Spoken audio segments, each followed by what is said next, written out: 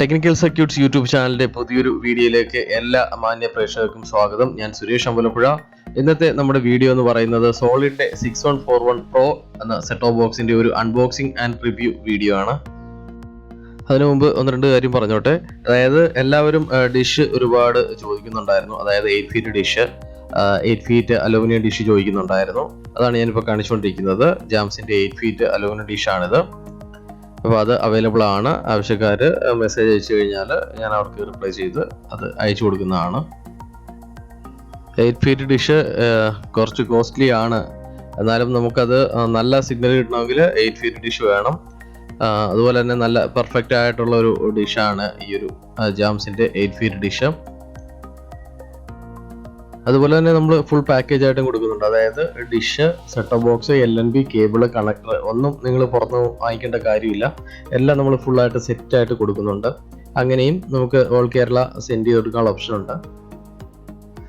അതുപോലെ തന്നെ നല്ല ക്വാളിറ്റി ഉള്ള നല്ല ഫിനിഷിംഗ് ഉള്ള MRന്റെ 6 ഫീറ്റ് ഡിഷും അവൈലബിൾ ആണ്.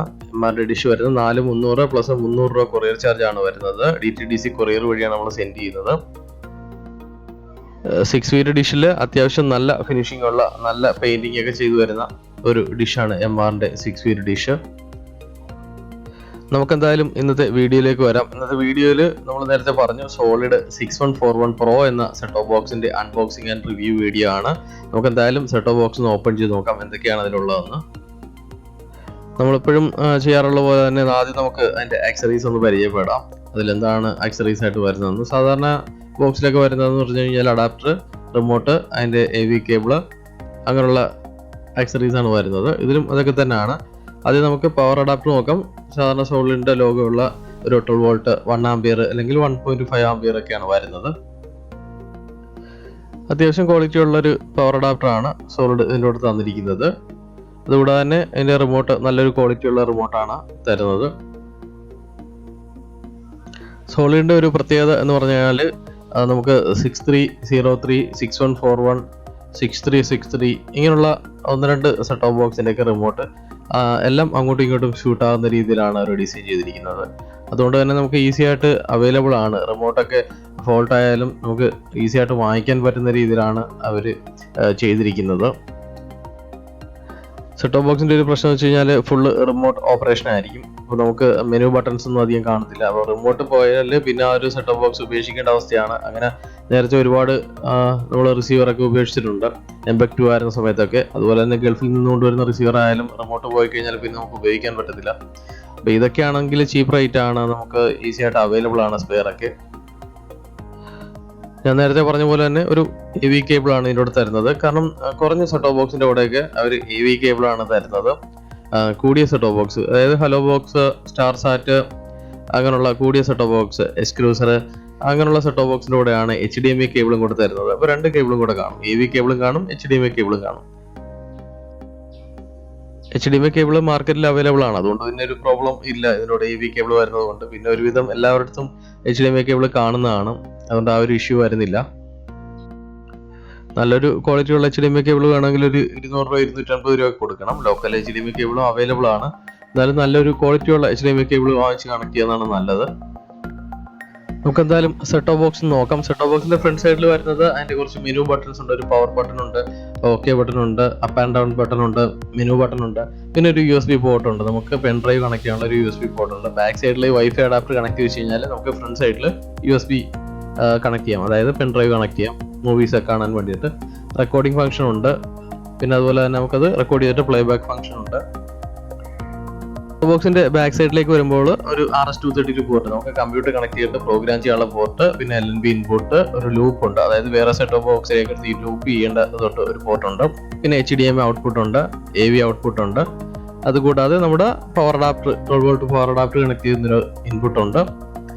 പിന്നെ നമ്മുടെ സാധാരണ പവർ ഒരു സ്വിച്ച് ഉണ്ട്, പവർ ഓൺ ഓഫ് സ്വിച്ച് ഉണ്ട്, ഒരു USB പോർട്ട് ഉണ്ട് ബാക്ക് സൈഡിൽ. ഞാൻ നേരത്തെ പറഞ്ഞ പോലെ തന്നെ ബാക്ക് സൈഡിൽ വൈഫൈ അഡാപ്റ്റർ കണക്ട് യൂസ് കഴിഞ്ഞാൽ നമുക്ക് ഫ്രണ്ട് സൈഡിൽ പെൻ ഡ്രൈവ് കണക്ട് ചെയ്യാം. എങ്ങനെയും യൂസ് ചെയ്യാം, പ്രോബ്ലം ഇല്ല.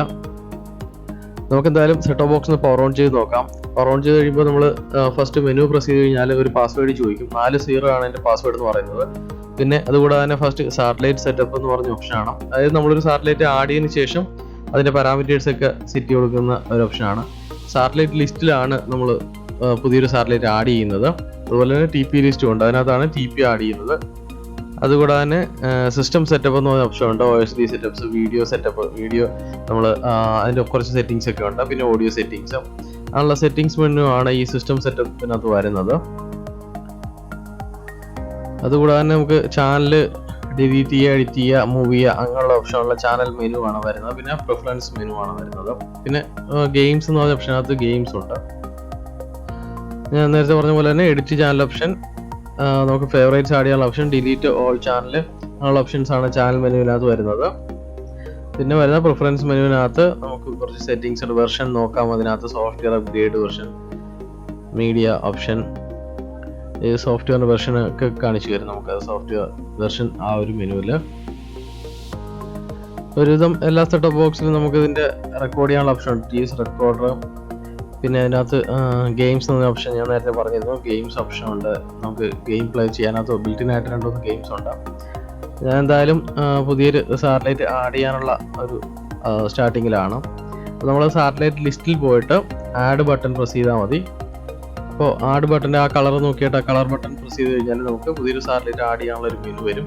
അതിനകത്ത് സാറ്റലൈറ്റ് ന്യൂ സാറ്റലൈറ്റ് എന്നോട് ഓക്കെ പ്രസ് ചെയ്ത് കഴിഞ്ഞാൽ നമുക്ക് സാറ്റലൈറ്റിൻ്റെ പേര് ആഡ് ചെയ്ത് കൊടുക്കാം. ഞാൻ ജസ്റ്റ് അത് തന്നെ ഇട്ടിരിക്കുകയാണ്. ഇപ്പം അതിലൊന്നും നമുക്ക് കാര്യമില്ല, ജസ്റ്റ് ഒരു ഡയറക്ഷനും കൊടുത്താൽ മതി. ഈസ്റ്റ് ഡയറക്ഷൻ 66 ഡിഗ്രി എന്ന് കൊടുത്താൽ മതി. പ്രത്യേകം ശ്രദ്ധിക്കേണ്ട ഒരു കാര്യം, നമ്മൾ C ബാൻഡ് ആണ് നമ്മൾ ട്യൂൺ ചെയ്യാൻ പോകുന്നതെങ്കിൽ അതിൻ്റെ LNB ഫ്രീക്വൻസി 5150, നമ്മൾ 1 കേബിൾ സൊല്യൂഷൻ ആണെങ്കിൽ 5150/5750 ഇത് കൊടുക്കുക. ഇത് മാത്രം പ്രത്യേകം ശ്രദ്ധിക്കുക. പിന്നെ ഡൈസെക്ട് ഓപ്ഷൻ കൊടുത്തിട്ടുണ്ടെങ്കിൽ, സ്വിച്ചിലാണ് കൊടുത്തിരിക്കുന്നതെങ്കിൽ അത് സെലക്ട് ചെയ്യണം. ഇത് രണ്ടുമാണ് ശ്രദ്ധിക്കേണ്ട കാര്യങ്ങൾ.